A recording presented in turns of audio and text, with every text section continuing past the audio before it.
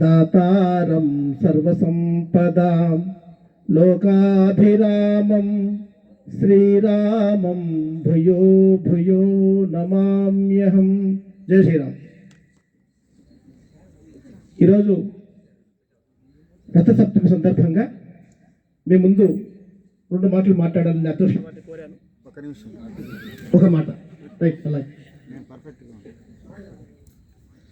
ఆదివారము 1, సోమవారము 2, మంగళవారము 3 మనం చిన్నప్పుడు చదువుకున్నాం. వారములు 7. వారము ఏ రోజుతో ప్రారంభమవుతోంది? ఆదివారంతో ప్రారంభమవుతోంది.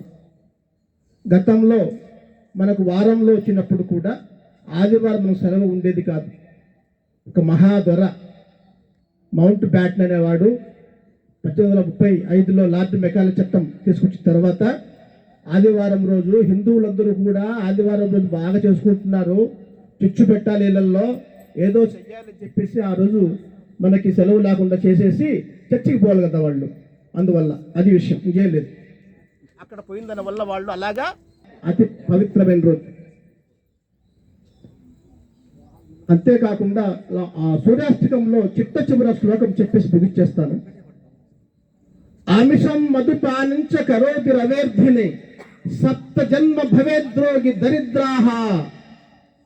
ఆదివారం రోజు ఎవరైతే ఆమిషం మధుపానించ కరోతి రవేర్ధిని స్త్రీ తైల మధు మాంసాని త్యజంతి రవేర్ధిని సప్త శోక విన దరిద్ర నాశన అంటారు అనమాట.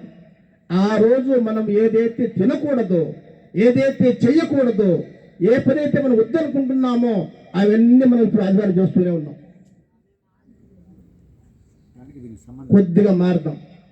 మనం మనంగానే ఉందాం, మనం మనంగా మాత్రమే ఉందాం, భారతీయులుగా మాత్రమే ఉందాం, హిందువులుగా మాత్రమే ఉందాం. అది నా అర్థం.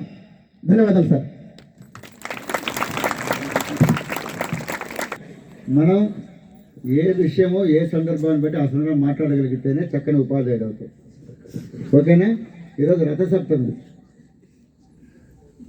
కాబట్టి నేను సూర్యుడి గురించి చెప్తాననుకుంటే ఆదివారం గురించి చెప్పారు. ఆదివారం అన్నా కూడా ఈరోజు నాకు సండే. ఈరోజు ఏం వారమ్మా? మన పవిత్రమైన రోజు మనకు. ఓకే, చాలా ధన్యవాదాలు ప్రియవర్ధల బాబు గారు. చక్కని శ్లోకాల ద్వారా మనకు యోగాసనాలు అంటే సూర్య నమస్కారం యోగాసనాలు చేసి స్వామివారి మన ఆద్యుడు